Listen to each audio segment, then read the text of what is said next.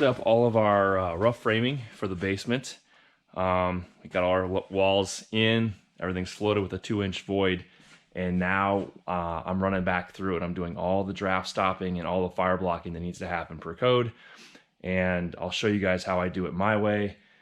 It's a little bit easier, faster, depending on how the material that you're using. So for, well, I'll just run you through it. So examples. So if you see up here, because these walls are furred out, I'm gonna have a gap at the top of these walls, and there's actually a gap between that wall and the structural framing up to the second floor.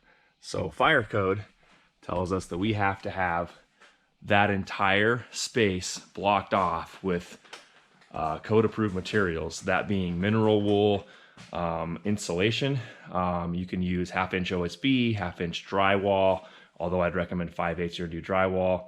And really it's kind of planning ahead, knowing what you're going to use at that top plate, and that determines what you're going to do first as far as framing.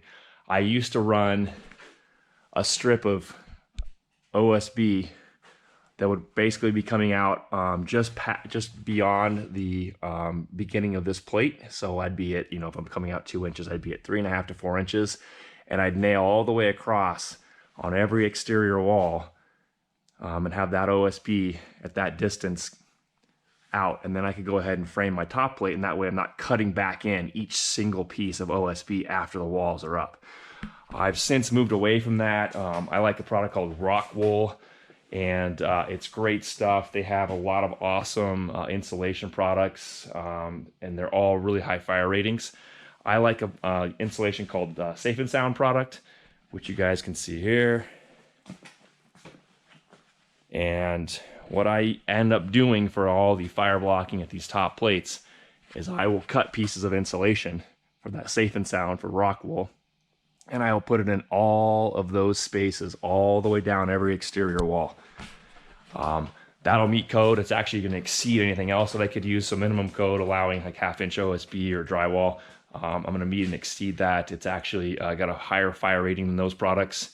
And so it's going to let contain that fire. If it was to happen within the wall cavity, it would contain it even further along. So it's going to take it's going to be a higher burn rating, if that makes all the sense. So anyway, what I'm going to do is I start with running my 10-foot blocking. So every 10 feet along every exterior wall, we also have a draft stop here. So this fire blocking and these wall cavities has to happen every 10 feet to contain basically that square footage.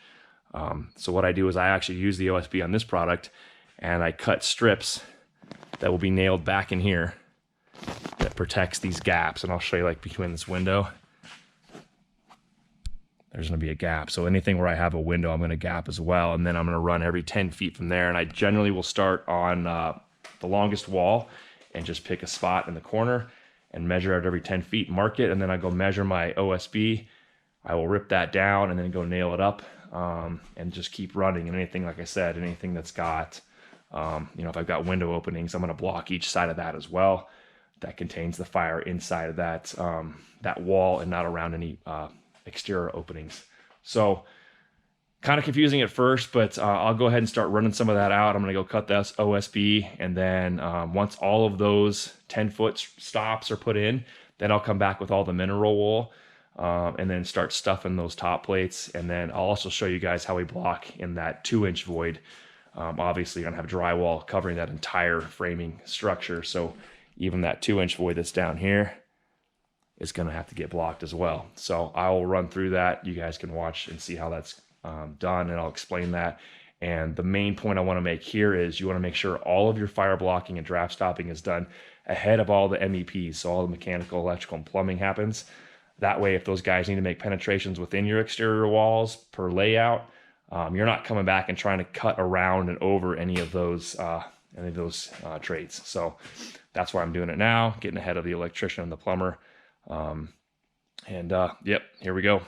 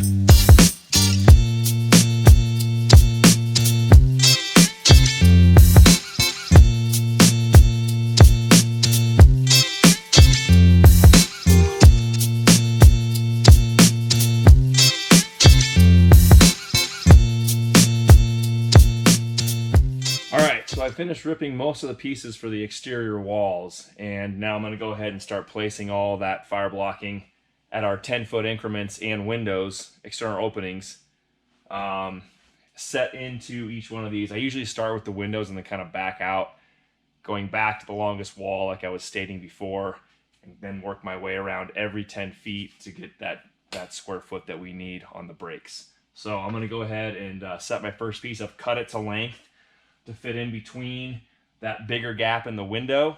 That way I can fit everything nice and tight. Obviously we have our stem wall insulation in place per code already when the house was built. So I've got a couple areas that are going to protrude a little bit more, and I go ahead and I cut those pieces per length based on that protrusion of the stem wall insulation. And I go ahead and set that in there first on the bigger gaps, and then I come back with smaller pieces and kind of clip it off. And then I'll show you at the end too that any small little gaps that are, you know, in between some of this OSB, as I'm going around foaming in all of my plate penetrations, I'll go ahead and just get a little bead of foam going on any edges that have a little bit of a gap, and that gives a nice tight fire block and seal. So next step, I'll go ahead and put these in.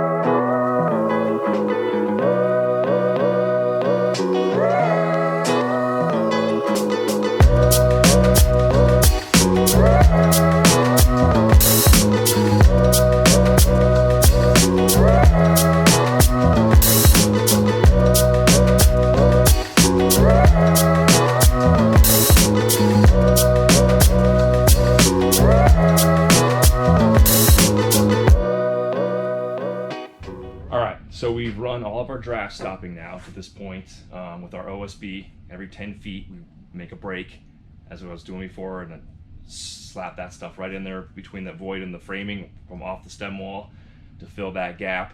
We've now run our MEPs, all our roughs, our mechanical, our electrical, and our plumbing has all been run.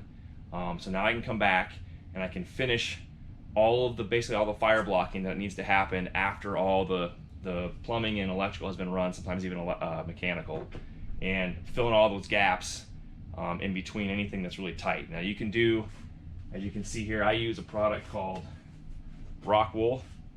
So it's a rock wool Safe and Sound. It's a mineral fiber allowed by code. It's got actually a higher fire rating than the OSB, which you'll see a lot of times. If you guys can see up in that plate, or the gap on the plate, it pulls off the wall, there's an opening that goes up between that wall up into the main level of the house. The objective here is to block any fire and contain it if it was to happen behind a wall within that 10-foot section of draft stopping, and then not allowing that fire to go up through that plate penetration where basically there's a gap. It just slows down any sort of burn that's going to happen, or could happen, hopefully never, inside the furred out wall. So you can actually start your framing sequence by nailing up OSB that overhangs to take care of that gap between the furred out wall and the structure above. But in this case, and again, I like to use the rock wool because it's got a higher fire rating, like I said, than OSB. So I'm actually stuffing that rock wool, and I cut it in sections and shove it up into that that cavity that's basically outside the furred wall, and I fill it in. You guys can see all that there, all that green substance. And you can use regular mineral wool, that insulation as well. I've got some in the bulkheads. You have to fill all your bulkheads with that as well. Again, same theory. If there was a fire that was to start in the bulkhead, or even fire that's happening on the main level or the story above, keeps it from getting down into the lower level in a timely fashion, should we say. It just basically slows down that burn to allow someone in case of a fire to get out, and that's basically what we're doing here. So now, once I stuff all of that mineral and fill all those cavities up on the back side of that wall, I'm gonna come back with this stuff. It's Fireblock material. It's just basically a spray foam in a can. It's got a high burn rating as well. And everywhere where I've got penetrations at my 10-foot breaks vertically, I'm gonna fill any holes in. Usually it's electrical, but sometimes it could be plumbing. It could be sometimes small mechanical, depending on what kind of system you're running. But all those penetrations at those breaks have to be filled. And then I go ahead and I fill all the top plate penetrations as well. So anything that's running up past that top plate and around, usually again electrical, got to foam all those in. So I'll show you how I do that, and then we're all done with the draft stopping and fire blocking, and we're ready to do our frame inspection. So let's get to it. All right, so now I got all that top plate blocking done, and I'm gonna come back and run all of my penetrations through my 10-foot vertical stops, and I'm gonna do all my plate penetrations in the top as well, using this great stuff Fireblock foam. It's easy to use, just gotta shake it up, pull the trigger, open the seal, don't forget that, and then foam in the hole completely. Let it expand as it goes.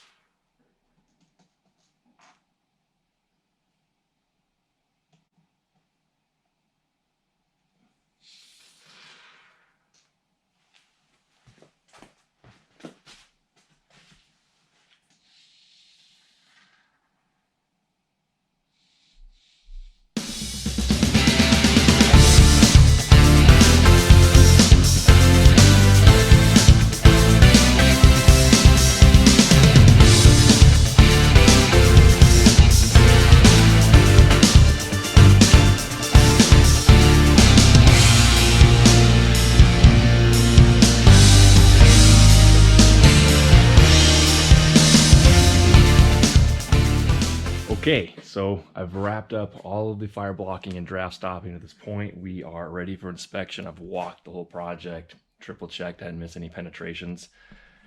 So you can see at our verticals, I've still got holes where the NM cables run through. I got to fill those with fire blocking material. Again, I use great stuff. It's easy. You can even get it at Home Depot. You can see here, that whole bulkhead is filled with mineral wool insulation. That's just the way I like to do it. All the green is the rock wool there. Just the way I like to do it. You can actually use, let me show you an example of, I kind of split this one up a little bit, but you can actually use, it's a little darker in here. You can use OSB. It's got to be 1/2 inch oriented strand board, or there's actually fire rated plywood as well you can use. And then I just went ahead and did that whole section that way, just a couple different reasons, but anyway, you can use that as well. And then you can see all your plate penetrations have fire blocking material in them all through here. So there you go. Fire blocking draft stopping section of the framing is done. Ready for inspection. Got that called in for tomorrow. So thanks for tuning in on this one. Make sure you guys hit the subscribe button, hit that bell. You get notifications for new content that's coming out all the time. I'm trying to pump out more out as we go. Check out the other videos that I've got going on, and thanks for watching, guys. Next step is going to be insulation, pass that inspection, then on to sheetrock. So trying to pick up the pace here as we go. Stay tuned.